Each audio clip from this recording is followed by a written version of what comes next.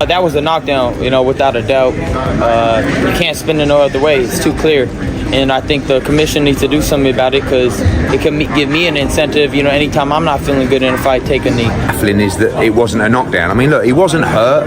There's no doubt about that. But if you take a knee in the fight and you touch down, whilst punches are being thrown, it has to be a knockdown. I'm not going to say honest because I don't know if honesty had something to do with it. I don't know. But definitely we need better refs that assure themselves, know how to make a decision, know they're making the right decision. Newly leaked footage has allegedly shown how Gervonta Tank Davis cheated against LAMONTROACH during their fight on March 1st at the Barclays Center in Brooklyn. The bout, where Davis defended his WBA lightweight title, sent shockwaves through the boxing world. In the 9th round, a controversial moment ignited a storm of debate. Davis appeared to be knocked down after a seemingly harmless jab brushed his face. According to standard boxing rules, this should have resulted in a full count and been ruled a knockdown. However, the referee allowed the fight to continue, leaving the scores dangerously close and ultimately leading to a majority draw decision. Did Gervonta Davis take a knee, and should he have been deducted a point and in the end lost that fight to Roach, in your opinion? Yeah, in my opinion, it was a draw. He take a knee. And plus the corner go up and put a towel in the face. That's a disqualification for sure. I'm talking about the rules, but it's not my business. In the days after the fight, questions have continued to swirl, not only about the referee's decision, but also about the fighter's actions during that critical moment. Now, newly leaked footage is intensifying the controversy, suggesting that Davis may have intentionally manipulated the events in the ring to secure an unfair advantage. Well, they said and that's not a shot at Tank. I respect Tank and I like Tank a lot, but you can't do that. They reversed the result of your fight. Yeah. Should they reverse the result of that fight as well? Just depends. Like if that changes the whole fight, if that gives Roach a victory, give him the victory. That's how you keep the integrity of the sport, right? That's why they suspended me, right, to keep the integrity of the sport. So I feel like if you're going to do it to me, you got to do it to everybody. Newly surfaced footage, reportedly captured from an undisclosed source within the broadcast team, shows the critical moments of the controversial 9th round from an angle never before seen by the public. Observers have pointed out several unusual elements in Davis's behavior. The footage seems to show Davis pausing immediately after the jab, almost as if the move had been pre-planned, rather than reacting instinctively to the contact. His body language and the timing of his knee drop appear rehearsed. In the same clip, a brief shot captures a member of Davis's corner moving unusually close, seemingly ready to intervene. While corners typically assist with wiping sweat or adjusting gloves between rounds, the proximity and timing in this instance have raised concerns. Some analysts argue that Davis's reaction is sudden collapse to one knee, followed by a quick retreat toward his corner resembles tactics used to buy time or disrupt an opponent's rhythm. This contrasts with the instinctive response usually seen when a fighter is genuinely hurt. These visual cues have led some fans and pundits to suggest that what initially seemed like an unfortunate mishap, a slip caused by sweat or grease in the eyes, could, in fact, have been a calculated move to neutralize Roach's momentum. In response to the mounting allegations, Davis and his team have been quick to dismiss the claims in several social media posts and press interviews. Davis has insisted that his actions were entirely within the rules, explaining that the sudden knee drop was due to a momentary lapse in vision, caused by grease from his freshly done hair. However, this explanation has been met with skepticism by many fans who were present during the fight. Davis's camp also emphasized that leaked footage, taken out of context, can often be misleading, and that the full context of the fight is far more complex than a few seconds of video could suggest. Adding another layer to the controversy, referee Steve Willis has faced widespread criticism for not counting the knee as a knockdown, while Davis's camp argues that Willis made a judgment call under unusual circumstances. Critics contend that the combination of the referee's inaction and the seemingly calculated nature of Davis's movements in the footage creates a narrative of collusion.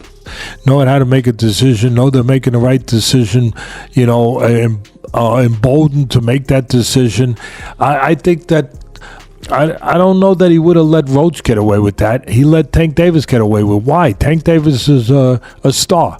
I think he set a record for the most fans ever in Barclays Stadium. Tell me if I'm right or wrong, but I believe they hit a new attendance and maybe a gate record. They've done concerts there, they've done fights there, basketball games there. I think you're right. It was the record for the gate for a fight for sure. I think the Rolling Stones might be the only one that beat them at the Barclays, but either way, they did huge numbers. The lack of an immediate official review, compounded by technical issues with the instant replay system during the fight, has only fueled growing suspicions. If the leaked footage is ultimately proven to show deliberate cheating, the fallout could be significant. Gervonta Davis, whose record has remained nearly unblemished until now, could face not only a tarnished reputation, but also potential sanctions from boxing authorities. Discussions are already circulating about whether the WBA or the New York State Athletic Commission might reopen an investigation into the events of the fight. Furthermore, the implications of the incident extend beyond Davis's personal career. It casts a harsh spotlight on the current state of professional boxing, a sport where split-second decisions, ambiguous calls, and the potential for misconduct often result in controversy. Should regulators find evidence of intentional rule-breaking, it could prompt calls for stricter oversight and more robust review systems to preserve the integrity of the sport. Yeah, I don't know. I mean, the reality is can the state call for an immediate rematch? I don't believe they can, the commission. It's really up to the governing body. I mean, the commission can overturn a decision or rule on a decision, but can they order a rematch? That really has to come from the governing body, the WBA, to say, if you want to remain lightweight world champion. But everything I'm hearing is the rematch is going to happen anyway. Like, I think it's pretty much done. Talk to us about the star power in this May 2nd card. Yeah, I mean, you got three of the hottest young fighters in terms of that, that social media presence. This latest controversy has sparked a debate among fans and experts alike about the need for greater transparency in boxing. While leaked footage like this, though potentially taken out of context, highlights the gaps in the current review process, boxing commissions may be compelled to adopt new technologies and protocols to ensure that every controversial moment is subjected to immediate, objective review.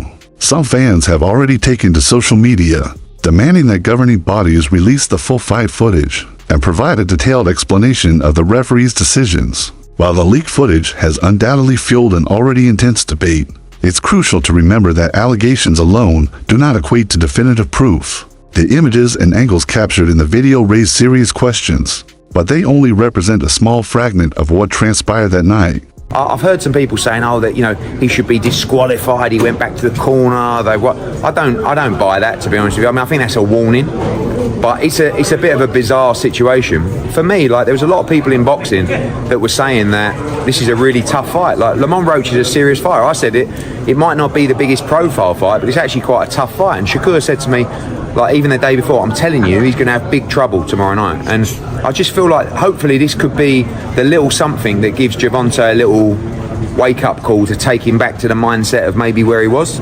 Boxing remains a sport full of nuance, where tactics that blur the line between clever strategy and outright cheating are not uncommon. As the investigation unfolds and more context is provided, both fans and officials will be looking for clear evidence that either supports or refutes the claims against Gervonta Davis. For now, the debate continues. Some accuse Davis of exploiting a loophole in the rules, while his camp vehemently denies any wrongdoing. Regardless of the outcome, the incident has undoubtedly left a permanent mark on his career, serving as a potent reminder that in the high-stakes world of boxing, every move, even one lasting just a few seconds, can have monumental consequences. The razor-thin margins on the judges' scorecards, 114 to 114, 115 to 113, tell the story of a fiercely contested battle, as Davis successfully defended his WBA lightweight title against LAMONTROACH. However, one moment overshadowed the fight itself, sparking heated debate across the boxing world. The controversial non-knockdown call. Just seconds into the 9th round, Roach pressed forward aggressively, landing a swift 1-2 combination followed by a sharp right hook. Davis momentarily paused, turned to referee Steve Willis, and then voluntarily took a knee. But instead of receiving a standard knockdown ruling, Davis quickly bolted toward the ropes, seemingly in search of a towel to wipe his face, leaving fans and analysts questioning what had just unfolded. He's a star. He brings people. He's got a big fan base. He brings good pay-per-view numbers. I don't know what the numbers are in this, but he's one of the guys that bring good pay-per-view numbers. I think all of that, he brings that with him. When a referee allows him to take a knee, which is not a rule in boxing, and get away with it and not make it a 10-8 round. That should have been a 10-8 round. He got hit with a jab just before that. I'm not trying to go after Tank Davis. People already know. Some people say I defend him too much, that I'm saying how great he is. And he is. He's a tremendous, complete fighter. Puncher, fighter, inside, outside. He's patient. He's responsible defensively. That moment alone warrants a call in boxing. Once a round begins, there are no timeouts or breaks to regroup. Yet, Davis not only took a knee, but also triggered an unofficial timeout to clear violations that should have resulted in either a disqualification or a knockdown ruling. And if you're wondering whether the referee, Steve Willis, counted, he did, but as he reached 3, instead of ending the fight, he inexplicably allowed Davis to rise and continue as if nothing had happened. The fight ended with one judge giving the lead to Davis, while 2 others called it a draw. Although Davis brushed it off by explaining the grease from his sweat was getting in his eyes. Lamont Roach Jr., who believed he deserved the win, couldn't accept the decision. I stand by what I expressed last Sunday in ** Ring Magazine *, said Roach, referencing his 30 years of experience. Taking a knee without a punch should be ruled a knockdown. It affected the result of the fight. Since the referee didn't rule it a knockdown, Lamont Roach Jr. missed his chance to secure a unanimous decision victory by a slim margin. This frustration weighed heavily on the WBA super featherweight champion, especially since he felt he had done enough to win. At 29, he couldn't accept the decision as fair, unwilling to let it slide. Roach and his team enlisted their attorney to formally request an investigation by the NYSAC, launching a fight for justice. In the meantime, Roach criticized Davis and denounced the knee incident, saying, "I'm happy with my performance for sure. I'm just a little frustrated with the scorecards. I thought I should have one. It was a competitive fight, and I think I did what I needed to do to bank the rounds." He added, "Even without the knee, there should have been a knockdown. I don't think there's any excuse for me not to win, but that's just how the cookie crumbles." Roach later detailed the incident, saying, "There was an exchange where I threw a left hand, it landed a little, I rolled and came back with a right hand. I hit him, landed a jab, and he took a knee, so even if he did have to wipe his eye, whatever the case may be, that's a rookie mistake, don't do that.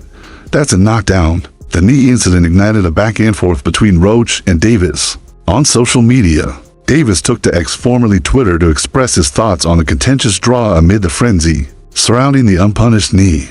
"They took the fight from me and made it a draw because I did that knee," Davis wrote in a now-deleted tweet. He added, "But I landed the most punches in the fight. He didn't even hit me with a punch when I took the knee." Davis, known for his low punch volume ranking, second lowest in punches thrown per round, only behind Guile Jen, continued, "I get it, though, I shouldn't have done that, but that hair grease was burning my eyes." A community note on the tweet, however, read, "Misleading.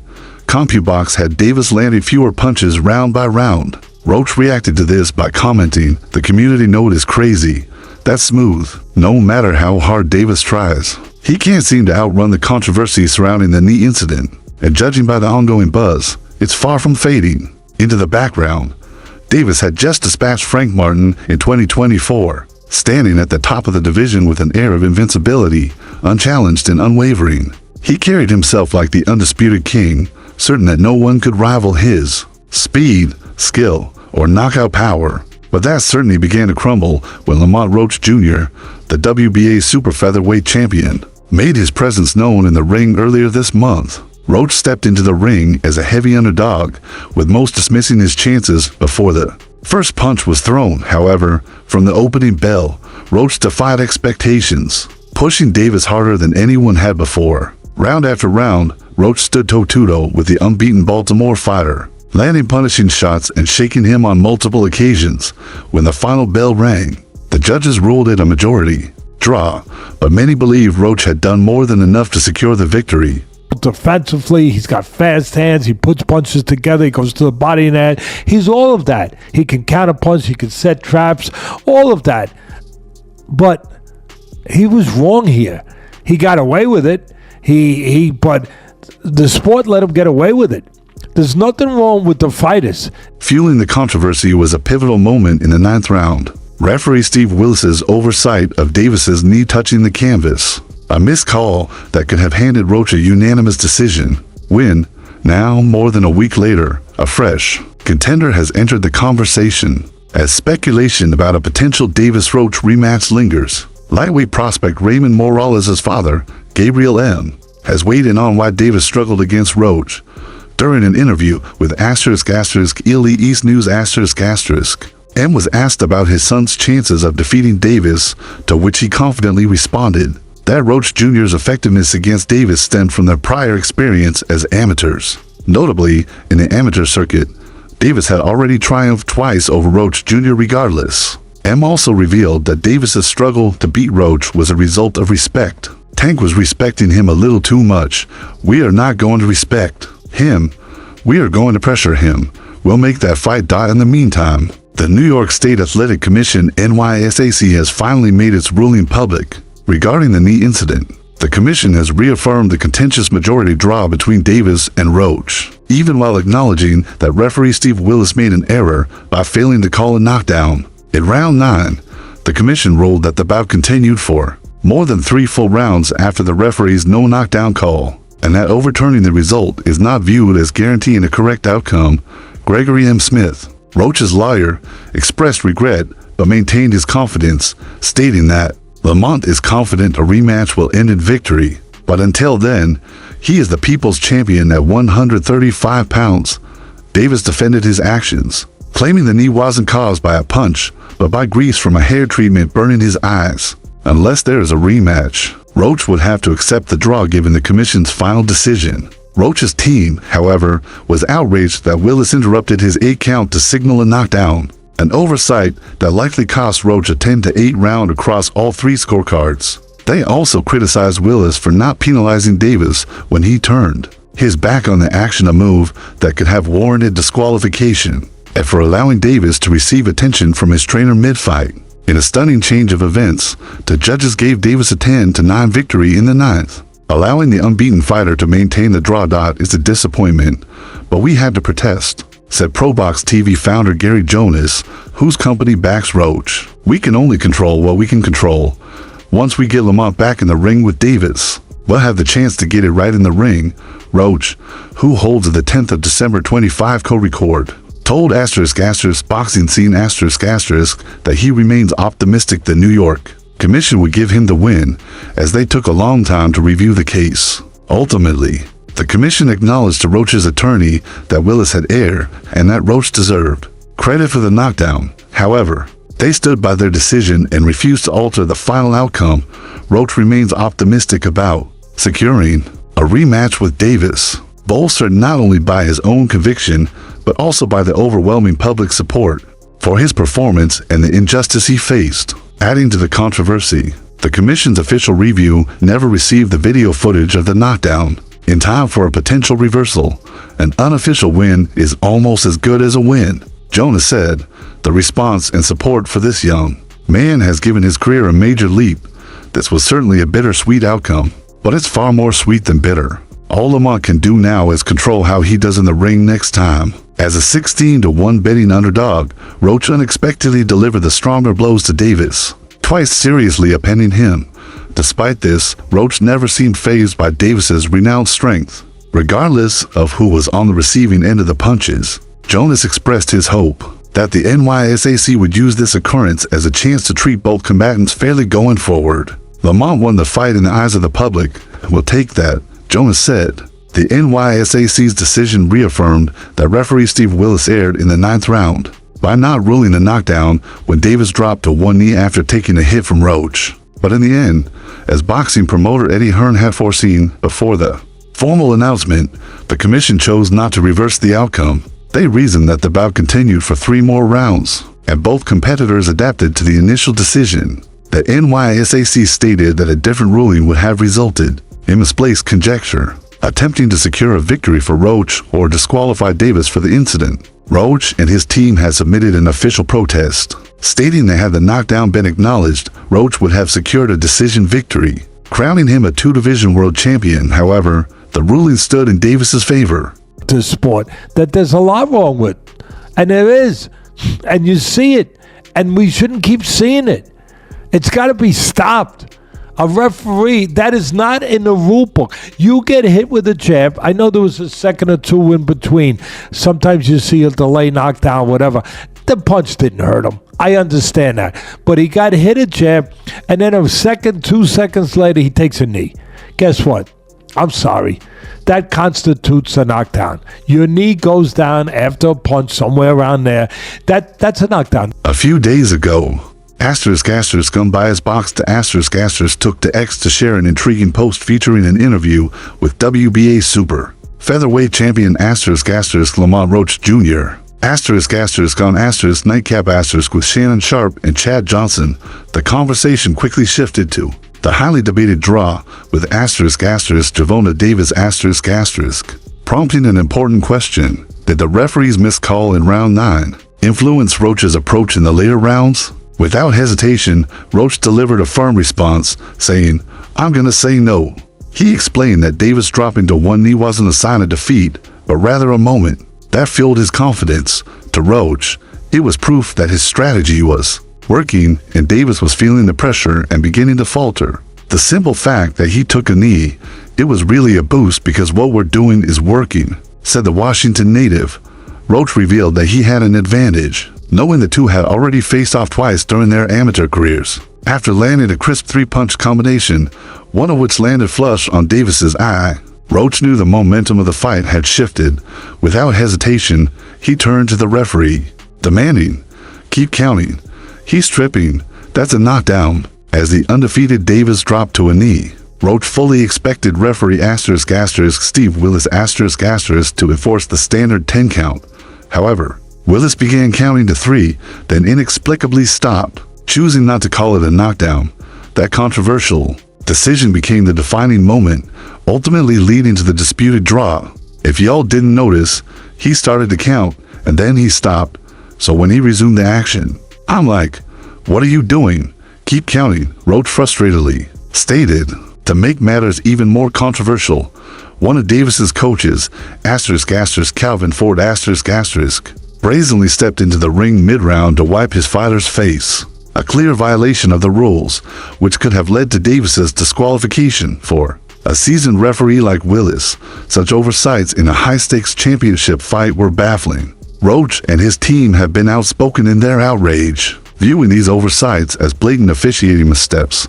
But Roach isn't alone in calling for change. Both Ryan Garcia and Terrence Crawford share his frustration. In a tweet posted on Sunday, Garcia wrote, "What I'm wondering is if the commission only makes changes when you complain and cry like Haney, or if they actually care about the integrity of the sport. Nothing against Tank, but since the commission switched my victory, they should switch this victory for Roach. They won't though because they were out to get me from the beginning." Crawford also weighed in, tweeting, "Roach won, and that should have been called a knockdown. Let's see what happens." Minutes later, Crawford added, "I've never seen someone take a knee and they don't count it as a knockdown. Must have forgotten the rules for tonight." Meanwhile, Teofimo Lopez publicly threw his support behind the Baltimore native, not only for his fight against Lamont Roach Jr., but for another high-stakes clash as well. At the Fatal Fury press conference in New York, Fight Hype grabbed a quick word with Lopez. When asked how a potential clash between Tank Davis and Shocker Stevenson might unfold, Lopez responded confidently, saying, "I still think Tank will win against Shocker technically. I just think like that." He also emphasized his belief in Davis's in-ring skills and power. Lopez stated that Davis needed this loss to Lamont Roach Jr., adding, "Tank had been sitting on his laurels, and all of this was needed for Gervonta." He believes Davis will now be more cautious moving forward.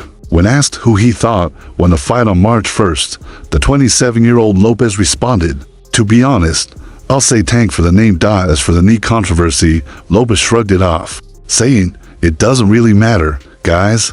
It's boxing. Business." That's all for today's video. If you enjoyed it, make sure to leave a like, subscribe, and ring the bell icon so you never miss our upcoming content.